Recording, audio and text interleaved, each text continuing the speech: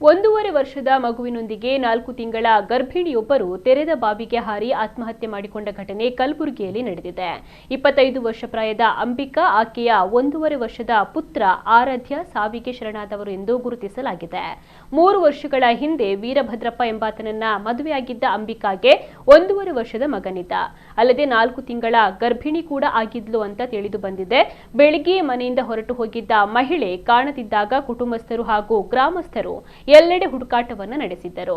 ಗ್ರಾಮದ ಹೊರಭಾಗದಲ್ಲಿದ್ದ ತೆರೆದ ಬಾವಿಯ ಸಮೀಪ ಅಂಬಿಕಾ ಅವರ ಚಪ್ಪಲಿ ಪತ್ತೆಯಾಗಿದ್ದು ಅನುಮಾನಗೊಂಡು ಬಾವಿಯಲ್ಲಿ ಶೋಧ ಕಾರ್ಯವನ್ನು ನಡೆಸಲಾಗಿದೆ.